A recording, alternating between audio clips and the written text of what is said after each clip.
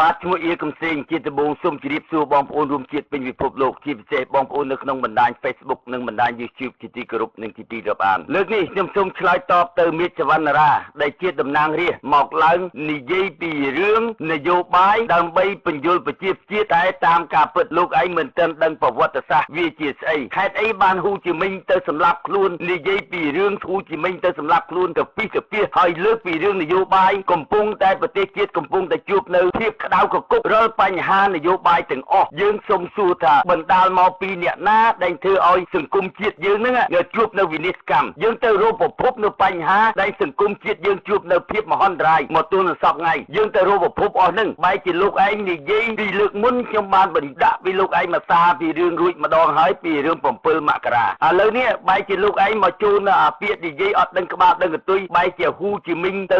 សម្លាប់ខ្លួនពីរឿងប្រទេសខ្មែរហើយពីរឿងសង្គ្រាមមីណាទៅពីទៅពីនិយាយអត់ដឹងក្បាលដឹងកន្ទុយខ្ញុំចង់បញ្ជាក់លោកឯងឲ្យបានច្បាស់លាស់មុននឹងការនិយាយស្ដីមុននឹងការនិយាយពីរឿងប្រវត្តិសាស្ត្រដល់រាបណាតលោកឯងដឹងពីប្រវត្តិសាស្ត្រឲ្យបានច្បាស់លាស់តើប្រភពបញ្ហាដែលសង្គ្រាមកើតឡើងប្រភពបញ្ហាដែលខ្មែរយើងបាត់បង់ទឹកដីតើវាជានយោបាយរបស់អ្នកណាហើយអ្នកណាដែលបង្កនយោបាយទាំងអស់ហ្នឹងដើម្បីឲ្យខ្មែរយើងជួបនៅវិនិច្ឆ័យកម្មទាំងអស់ហ្នឹងដូចជាខ្ញុំនឹងបករាល់សម្ដីដែលលោកឯងគេហៅថាអង្គរាជច្បុកច្បល់លោកឯងឲ្យច្បាស់លាស់ពេលដែលលោកឯងនិយាយពីរឿងអីមួយអត់បានថានិយាយចំពីគោលដៅតើលោកឯងចង់និយាយពីសារស្អីទេដើម្បីចង់រកដំណោះស្រាយនៃបញ្ហាប្រភពបញ្ហាជាតិយើងតើយើងស្ថិតនៅលើតែចំណុច2ទេអ្វីដែលវិនិច្ឆ័យកម្មទាំងអស់ហ្នឹងគឺបណ្ដាលមកពីអាស៊ីអនុហ្នឹងដែលយើងទៅយល់ពីប្រភពនៃបញ្ហាហ្នឹងបែរជាលោកឯងនិយាយអត់និយាយពីចុចចំនៅគោលដៅតើប្រភពបញ្ហាយើងជួបនៅវិនិច្ឆ័យកម្មទាំងអស់ហ្នឹងបណ្ដាលមកពីអ្នកណាបើយើងវេកងាយពីរបបខ្ញុំនឹង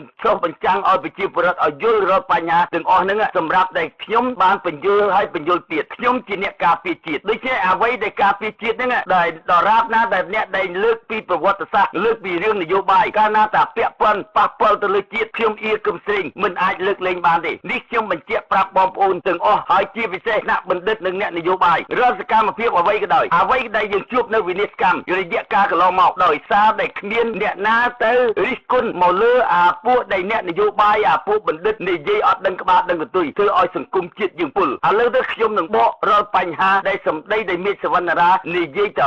ពីអត់ដឹងប្រវត្តិសាស្ត្រនៅកន្លែងណាបាទដើម្បីជាតិតើត្រូវការរស់ជាតិឬក៏ជាតិរស់ហូរជីមិញសម្រាប់ខ្លួនក្រោយពីយួនទៅជើងយួនទៅទៅគ្នាអ្នកតែនោះមិនមែនមានន័យថាគ្នាស្លាប់អាមេរិកទេដោយសារស្ថានភាពនៅប្រទេសអាមេរិកមានវិបត្តិនយោបាយហើយពេលនោះគឺគណៈបកប្រជាធិបតេយ្យបានធ្វើទៅបើសិនគណៈបកសាធារណរដ្ឋបន្ទាប់ពីប្រជាធិបតេយ្យបានគេដកចេញជាប់ត្រូវមួយទៀតតែយួនទៅលាប៉ុន្តែដោយសារគណៈបកប្រជាធិបតេយ្យគេចូលមកព្រៀបបានទៅម៉ែនឹងឲ្យយើងគណៈបកប្រជាធិបតេយ្យគេត្រូវការរៀបចំក្នុងសង្គមរបស់គេរកលុយបង្កើតសេដ្ឋកិច្ចគណៈបកសាធារណរដ្ឋគឺគេចេញក្រៅទៅនយោបាយអ្វីដែលលោកឯងនិយាយនយោបាយនិយាយពីប្រវត្តិសាស្ត្រហើយលប់មិនដឹងថាលោកឯងនិយាយពីចំណុចណាទៅចំណុចណាទេលោកឯងដឹងតែនឹកហ៊ូជីមិញដែលជាវីរៈជនស្នេហាជាតិនៅប្រទេសយួនដែលគេគោរពទទួលស្គាល់តើដឹងថាហ៊ូជីមិញហ្នឹងវាងាប់ឆ្នាំណាទេហ៊ូជីមិញងាប់ថ្ងៃទី2ខែ9ឆ្នាំ1969ហ្នឹងដែលហ៊ូជីមិញដែលត្រូវងាប់អ្វីដែលកំណើតហ៊ូជីមិញកើតគឺនៅថ្ងៃទី19ខែ5ឆ្នាំ1890បានន័យថាអាយុជិត80ឆ្នាំហើយដូច្នេះអ្វីដែលងាប់ហ្នឹងគឺងាប់ដោយចាស់ជរានេះខ្ញុំប្រាប់លោកឯងឲ្យបានច្បាស់លាស់មុននឹងការនិយាយស្ដីលោកឯងកុំលើកដំកើងថាហ៊ូជីមិញហ្នឹងអស់ចាសុកចិត្តទៅលេបថ្នាំសម្លាប់ខ្លួនឲ្យអ្នកណាសម្លាប់ខ្លួនរឿងអីបើលោកឯងមិននឹកខ្យល់ទេកុំឲ្យយកប្រវត្តិសាស្ត្រមកច្បុកច្បល់មកនិយាយទៅពីលប់ឡែហើយទន្ទឹមមកពេលហ្នឹងសង្គ្រាមមិនទាន់ចាប់ផ្ដើមរវាងយួនខាងត្បូងនិងយួនខាងជើងអត់ទាន់ត្រូវគ្នាផងហើយចាប់ផ្ដើមសង្គ្រាមទៅចាប់ផ្ដើមមុននឹងឆ្នាំ70ហើយមកបែរជាលោកឯងមកនិយាយរបៀបលប់ហើយទៅជាសង្គ្រាមអាមេរិកកាំងចាញ់ពីកាលចាញ់ពីក្រោយពីឆ្នាំ70-75អានឹងបានសង្គ្រាមអាមេរិកកាំងចាប់ផ្ដើមដកសង្គ្រាមអាកាសដោយសារអា3សាច់ស៊ីនោះតែខ្ញុំនឹងវិនិច្ឆ័យពីកន្លែងនឹងបន្តទៅទៀតដូចជាចំណុចហ្នឹងមុននឹងលោកឯងនិយាយពីរឿងហ៊ូជីមិញសម្លាប់ខ្លួនតើខ្ញុំសុំសួរថាសម្លាប់ខ្លួនពីរឿងអីវាអត់មានរឿងចំណុចអ្វីដែលត្រូវជាហ៊ូជីមិញនឹងសម្លាប់ខ្លួនទេហើយជាពិសេសអាហ៊ូជីមិញគេទុកជាគេហៅថាអតិទេពសម្រាប់នៅប្រទេសយួនដែលគេលើកតម្កើងហើយលោកឯងមិនដឹងខ្យល់ទេកុំឲ្យនិយាយហើយខ្ញុំនឹងបក រឿងដែងបីសាយស៊ីនោះដែលថាចាញ់ឲ្យបាយកលរបស់ហ៊ូជីមិញហ្នឹងខ្ញុំនឹងបករាល់សម្ដីដែងអ្វីដែលលោកឯងនិយាយបាទអការិថានេះគេទៅបង្ក្រាបគេទៅធ្វើអ្វីឲ្យចេះទៅលោកនៅក្នុងការប្រជាពលរដ្ឋអូជីមិញស្រាប់សម្ដេចរឿងមហាក្សត្រក៏ធ្លាប់បាននិយាយថាចាញ់បោកហ៊ូជីមិញគេសម្រាប់ខ្លួនដើម្បីជាគេបាត់ស្ពានឈើធ្វើស្ពានពណ៌ទៅយកលុយពីអាមេរិកមកធ្វើតែយើងអ្នកដឹកនាំចង់ឲ្យជាតិឲ្យជារដ្ឋលាយដើម្បីជួយការតាក់ពួកខ្លួនឯងឬក៏យើងណាអូទីមុនគេសម្រាប់ខ្លួនដើម្បីជាគេហើយគេស្គមយកទៅស្ដីខ្លាចទេប៉ុន្តែដំណាក់កាលនេះប្រជាពលរដ្ឋឆ្នាំ2013មិនមែនចំណុចនឹងហើយលោកឯងកុំឲ្យនិយាយភ្លើពីរឿងដែលហ៊ូជីមិញសម្លាប់ខ្លួនពីរឿងទឹកដីគេអត់មានបានសម្លាប់ខ្លួនអីទេអ្វីដែលហ៊ូជីមិញហ្នឹងហើយដែលស្ដីងាប់ហ្នឹងគឺងាប់ដោយភាពចាស់ជរាមនុស្សអាយុ80វាគួរតែងាប់ហើយវាមិនដែលទៅតាមអាយុទៅតាមកោសិការបស់មនុស្សខ្លះអាយុបាន80ជាងអាយុខ្លះដែល90ជាងដូចបីសាយជានោះវាបានដល់90អាហ្នឹងគាត់ជាអាយុដែលវាសំណាងដែលវាខុសពីហ៊ូជីមិញអាហ្នឹងអាយុវាបានប៉ុណ្្នឹងហៅថាវិញហើយតែខ្ញុំនឹងបករាល់បញ្ហាសម្ដីដែលថារយៈកាលកន្លងមកអ្នកនយោបាយតែងតែបោកប្រជាពលរដ្ឋយកប្រវត្តិសាស្ត្រមកនិយាយលបឡាយអត់ដឹងថាតើបីសាយជានោះហ្នឹងវាជាគុណគោរបស់ហ៊ូជីមិញរឿងអីដែលត្រូវហ៊ូជីមិញហ្នឹងមកសហមកសន្យាអីជាមួយនឹងស៊ីនោះឥឡូវខ្ញុំក៏នឹងលើកប្រវត្តិបន្តិចត្រឡប់មកវិញនៅឆ្នាំ1941ថ្ងៃ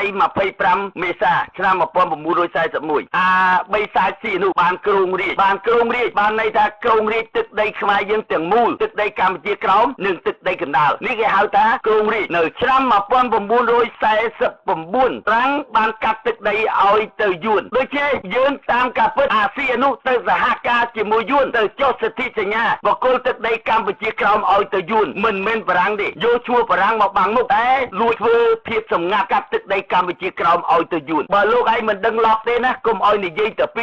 ហើយខ្ញុំសូមសួរថាក្រោយពីឆ្នាំ1969យើងសូមសួរថាតើហ៊ូជីមិញសម្លាប់ខ្លួនពីរឿងអីកន្លងពី49មក69វា20ឆ្នាំហើយយើងសូមសួរថាតើហ៊ូជីមិញសម្លាប់ខ្លួនដើម្បីរឿងអីពីព្រោះសិទ្ធិសញ្ញាបានកាត់ទឹកដីរួចអស់ហើយចាប់ផ្ដើមអនុញ្ញាតឲ្យយួនវៀតកុងចូលមកនៅលើទឹកដីខ្មែរសហការជាមួយយួនដេញស្ថានទូតអាមេរិកកាំងចេញបង្កើតចលនាឲ្យពួកយួននៅក្នុងស្រុកខ្មែរអានឹងជាចលនាដែលសហការជាមួយនឹងអាយួនបែរជាបីសាយស៊ីនោះថាទៅចាញ់បោករឿងអីចាញ់បោកយ៉ាងម៉េចដូចជាចំណុចហ្នឹងយើងទៅកាត់ទឹកដីឲ្យគេនៅក្នុងឆ្នាំ1949យើងទៅកាត់ទឹកដីឲ្យគេហើយមិនទៅកាត់ទឹកដីហើយមិនព្រមបញ្ចប់នៅសិទ្ធិសញ្ញាព្រំដែនតើកាត់នៅពេលណាត្រឹមណាកន្លែងណាឲ្យបានត្រឹមត្រូវអត់មានដាក់ព្រំដែនឲ្យបានពិតប្រាកដដើម្បីយកមកតម្កល់ទៅលើច្បាប់អន្តរជាតិដោយបារាំងវាបានធ្វើសិទ្ធិសញ្ញាឲ្យខ្មែរយើងរវាងបារាំងសៀមយើងមើលនៅព្រំដែនខ្មែរថៃដែលវាដាក់សិទ្ធិសញ្ញាហើយវាយកសិទ្ធិសញ្ញាហ្នឹងយកទៅតម្កល់នៅច្បាប់អន្តរជាតិអានឹងបានយើងប្តឹងឈ្នះគេពីរឿងព្រះវិហារតែផ្ទុយទៅវិញអ្នកម្នាក់នាំគ្នានិយាយទៅតាម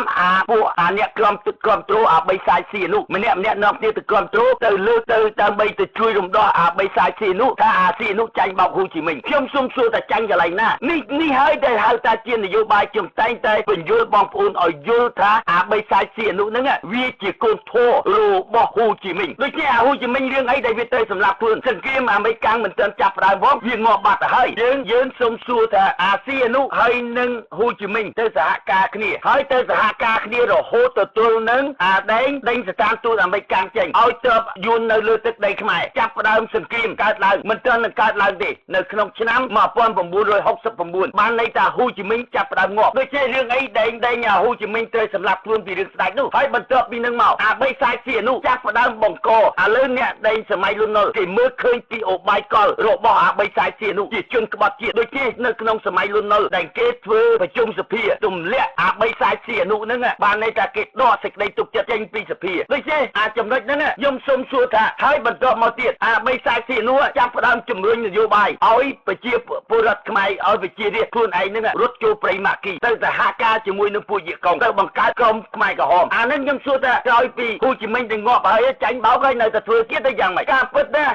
ពួកដែលនិយាយកំពុងតែ លោកឯងនេះកំពុងតែនិយាយលើកជើងឲ្យអាស៊ីនោះរួចទៅហើយដូច្នេះលោកឯងកុំឲ្យមកបំភ្លៃប្រវត្តិសាស្ត្ររឿងនយោបាយទាំងអស់ហ្នឹងគឺបណ្ដាលមកពីអាបីសាយស៊ីនោះដែលធ្វើឲ្យសង្គ្រាមធ្វើឲ្យប្រទេសជាតិយើងជួបនៅភាពមហន្តរាយមកទល់នឹងសពថ្ងៃយើងនិយាយនៅក្នុងពិភពលោកអ្នកដែលកាន់អំណាចយូរយើងចោទថាហ៊ុនសែនក៏នៅតែជាកូនធัวរបស់អាបីសាយស៊ីនោះអ្នកដែលកាន់អំណាចយូរមានតែអាបីសាយស៊ីនោះទេដែលកាន់អំណាចយូរសម័យរាជានិយមទី1តាំងពីឆ្នាំ1941ណាមកទល់នឹង55ដាក់រាជឲ្យយើងមើលក្នុងប្រវត្តិសាស្ត្រវាមិនដែលដាច់អាណាទៅដាក់កូនដាក់រាជឲ្យទៅមានតែដាក់រាជឲ្យកូនអានេះនយោបាយកន្លែងហ្នឹងយើងមើលឃើញនៅគ្នាពិចារណាទៅរឿងនយោបាយវាមានតែដាក់រាជឲ្យកូនបែរជាអាកូនដាក់រាជឲ្យវិញអានេះចំណុចដែលធ្វើខុសឆ្គងទៅលើប្រទេសខ្មែរដែលយើងមិននៅគ្នាចាប់អារម្មណ៍ពីអាបីសាយជានោះនៅគ្នាតែគ្រប់គ្រងអានេះចំណុចទី1ដែលយើងមើលខ្ញុំបានបញ្ជាក់ឲ្យចំណុចទី2យើងមើលទៅក្នុងសម័យកាលទាំងអស់រហូតដល់ទល់នឹងឆ្នាំ2012ដែលអាបីសាយជានោះងាប់នេះជាគោលដៅដែលអាបីសាយជានោះតើវាគ្រោងរាជតាំងប្រហែលឆ្នាំបានន័យថាជាង70ឆ្នាំហើយដែលវាកាន់អំណាចយើងមើលក្នុងពិភពលោកដែលមានប្រទេសណាដែលកាន់អំណាចយូរបានដោយអាបីសាយជានោះទេវាកាន់រហូតទទួលវាងាប់យើងសូមសួរថាមកពីអីទៅមិនទន្ទឹមមកពេលហ្នឹងពេលតែងាប់ទៅដល់ស្រុកចិនអស់លុយប្រជាជាតិយើងរាប់លានថែមទៀតឥឡូវមិនខ្សែបណ្ដោះសោតទេទៅធ្វើអារតនកោដ្ឋហ្នឹងអស់លុយយើងមកលាន2សែនថែមទៀតយើងសូមសួរថាអាបីសាយជានោះហ្នឹងតើវាបានធ្វើអីចំណេញមកលើជាតិអ្វីដែលជួបនៅភាពវិនិច្ឆ័យកម្មអ្វីដែលបាត់បង់គឺបណ្ដាលមកពីអាបីសាយជានោះសរុបសេចក្តីទៅវាប្រើពាក្យមួយម៉ាត់វាថាវាចាញ់បោកតែវានៅតែមិនព្រមទទួលកំហុសថាវាហ្នឹងជាឃាតករសម្លាប់ជាតិខ្មែរយើងហើយចុងបញ្ចប់លោកឯងបើមិនដឹងខ្យល់បើមិនដឹងពីប្រវត្តិសាស្ត្រទេកុំឲ្យមកនិយាយលបឡែហើយធ្វើឲ្យសង្គមជាតិយើងលោកឯងវាយកន្លែងបន្តិចលើកន្លែងបន្តិចហើយឲ្យច្បុកច្បល់នៅក្នុងសង្គមហើយជាពិសេសលោកឯងកុំឲ្យធ្វើនយោបាយកុំឲ្យប្រជាពលរដ្ឋពលបើលោកឯងដឹងប្រវត្តិសាស្ត្រនិយាយឲ្យការពិតហើយបណ្ដាលមកពីអ្នកណាបានប្រទេសជាតិយើងជួបនៅមហន្តរាយយើងនិយាយអាហ៊ុនសែនវាក្តោបអំណាចមែនតែវាក្តោបអំណាចត្រឹមតែជា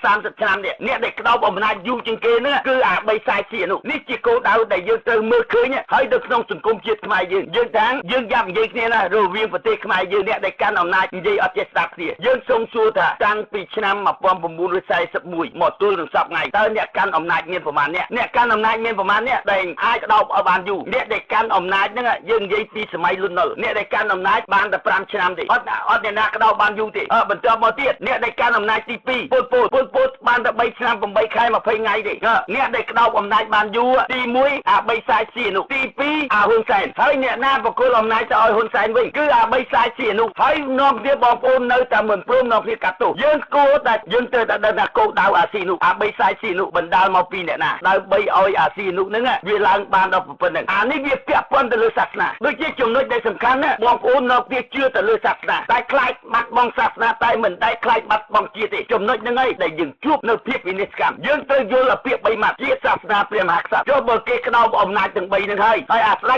ចក្បត់ជាតិគេចាស់គេក្តោបសាសនាគេបង្កើតសាសនាមួយទៀតដើម្បីធ្វើជាដើមទុនឥឡូវយើងមើលឃើញវិធីដែលសាសនាដែលគេធ្វើមកលើប្រជាជាតិខ្មែរយើងរហូតទៅដល់យើងធ្វើអាដំណើរធម្មយាត្រាចូលទៅចង់ចូលទៅស្នាក់នៅក្នុងវត្តគេបិទលបងគេចាក់សោគេដេញយើងចេញអ្វីដែលយើងនៅគ្នាគ្រប់គ្រងសាសនាហ្នឹងដល់ចុងបញ្ចប់តើគេយល់តើគេគ្រប់ដណ្ដប់ទៅលើសាសនាអត់អាហ្នឹងចំណុចហ្នឹងហើយខ្ញុំនឹងបកពីរឿងសេរីរុក្ខធាតុឲ្យលោកឯងបើមិនដឹងប្រវត្តិសាស្ត្រទេសូមឲ្យកុំឲ្យយកប្រវត្តិសាស្ត្រមកនិយាយលបឡែហើយកុំអានត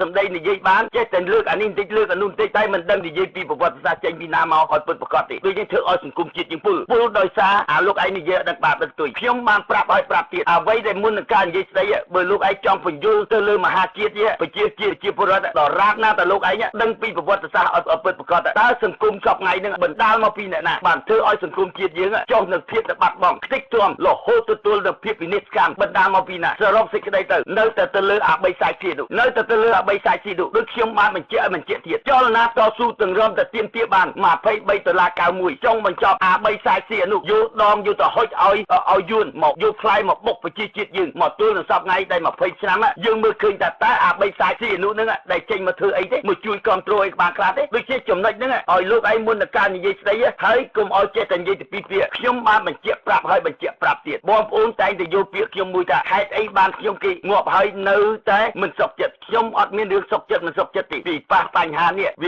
ាពាក់ព័ន្ធពីរឿងប្រវត្តិសាស្ត្រគោលដៅអាបីសាយស៊ីអនុវាទៅសហការជាមួយនឹងអាហ៊ូជីមិញវាចង់คล้ายខ្លួនទៅជាអតិទេពដូចជាអារបៀបវិធីអតិទេពវាហ្នឹងខ្ញុំមិនអាចឲ្យវាคล้ายទៅជាអតិទេពបានទេខ្ញុំ ខ្ញុំទៅទាញអូកមកកាត់ទោសដើម្បីចាត់ទុកជាប្រវត្តិសាស្ត្រមនុស្សដែលសម្លាប់ជាតិនៅក្នុងពិភពលោកមានតែ3ខ្សែសៀននោះមួយទេដែលធ្វើឲ្យសង្គមជាតិយើងជួបនៅវិនិច្ឆ័យកម្មដូចជាអាពាក្យដែលអតិទេពនឹងទៀតខ្ញុំនឹងទាញទម្លាក់ឲ្យចុះឲ្យទល់តបានេះខ្ញុំបញ្ជាក់ប្រាប់លោកឯងឲ្យបានច្បាស់លាស់បាទខ្ញុំនឹងចាក់ពីរឿងបញ្ហាពីរឿងសាសនាបាទព្រះពុទ្ធសាសនាជាសាសនារបស់រដ្ឋតែទីបំផុតយើងទៅជាបន្ថយឲ្យបាត់រីកដាក់បាត់ភាពរបស់ពុទ្ធលេរដ្ឋភាពបាត់ហើយយើងមកនិយាយយកពីសុភាសិតតាមយើងកតែគោខំចុះថ្ងៃនេះខ្ញុំមើលតែមួយពេលទេខ្ញុំមើលតែចំណោមជើងខ្ញុំកាន់ថាកម្មជើងទទួលក៏ប្រការនិងរដ្ឋាភិបាលគេថាកំពុងទីផ្លែរវាមួយទៅទៀតតាមតែជឿគេថាបាត់លេរដ្ឋភាពបាត់កោតនេះនឹងដោយសារតែពួកអ្នកលួចទេអញ្ចឹងហើយវាលួចទៅតែពីពុះយើងតែមួយទៅហើយចាំហើយរដ្ឋភាពរបស់ព្រះហ្នឹងបាត់ប្រហែលជាបាត់ហើយហើយចាំហើយចាំប្រសើរឯរៀនចាំជារដ្ឋចាំទៅខែទៅកន្លែងដែលក្នុងឆ្នាំគេទៅជុំមកទៅកាន់ជើងយ៉ាងម៉េចប្រទេសអាចារ្យខាង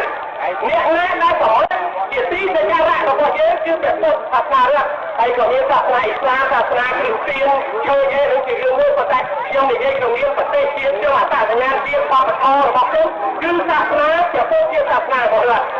អាចារ្យខាងបើតែទាញព្រះទួលលើមើលងាយព្រះលើបានប្រទេសមួយត្រូវបានរលាយនៅក្រៅរួមពីកុំនេះប្រែមកទៅវិញតែយើងចង់ឲ្យប្រទេសដែលទៅវិញ20ឆ្នាំពីកែទៅវិញមកឲ្យធៀងទៅរកអំណាចនៃការជិះឲ្យទៅមនុស្សមួយឬក៏យ៉ាងណាឥឡូវបងប្អូនចង់យល់អ្វីដែលលោកឯងនិយាយអារបៀបលប់ហើយចង់សង្គមនឹងពីបញ្ហាដែលយើងនិយាយពីរឿងជំនឿសាសនាតែលោកឯងបានដឹងទេរយៈកាលកន្លងមកតាំងពីសម័យ100ឆ្នាំចុះខ្ញុំមិននិយាយអីទេលោកឯងได้ឃើញសម័យសាសនាខាងពុទ្ធយើងដែលយកបានជោគជ័យកន្លែងណាទេយើងបរាជ័យគ្រប់ដំណាក់កាលទាំងអស់បែរជាលោកឯងទៅមិនត្រូវការអប់រំប្រទេសជាតិឲ្យមានភាពដែលងើបឡើងគិតពីរឿងផលប្រយោជន៍ជាតិមិនមែនគិតពីរឿងព្រះទេសាសនាជារឿងអ្នកណាជឿអីបងប្អូនជឿអីជឿទៅនេះជារឿងដែលទៅលើសាសនាអ្វីដែលយើងចាំបាច់បំផុតនេះយើងត្រូវការរំដោះជាតិទៅយកឲ្យមករំដោះមិនមែនយកព្រះមករំដោះយើងទេអ្វីដែលយើងត្រូវការនោះគឺប្រមូលកម្លាំងជាតិឆន្ទៈដែលយើងខ្លាចបាត់បង់ទឹកដីនេះជាទួនាទីដែលលោកឯងទៅជំរុញមហាជាតិឲ្យមានសន្ទុះងើបឡើងមិនមែនលោកឯងទៅយកពីរឿងសាសនាយកមកលើកតម្កើងចុងបញ្ចប់ហ្នឹងអានឹងហើយជានយោបាយដែលលើកតម្កើងសាសនាហ្នឹងនយោបាយរបស់អា3ខ្សែសៀននោះដែលវាចង់ខ្លាយទៅជាព្រះខ្លាយទៅជាអតិទេពវាយកសាសនាពុទ្ធដាក់ឲ្យលើកម្ពុជាចង់បញ្ចប់ពួកយួនវាប្រើវិធីសាស្ត្រយកបង្កើតអាក្រុមសាសនាមួយទៀតដែលបង្កើតពីសម្ដេចសង្ឃសិតតែក្រុមយួនមកគៀបសង្កត់ទៅលើសង្ឃសុចរិតមកធ្វើឲ្យសង្គមជាតិយើងពុលដោយសាររឿងសង្ឃមិនដឹងថាសង្ឃណាសុចរិតមិនដឹងថាសង្ឃណាទុច្ចរិតសូមបងប្អូនរងចាំស្ដាប់ភាគទី2ជាភាគបន្តបាទសូមអរគុណ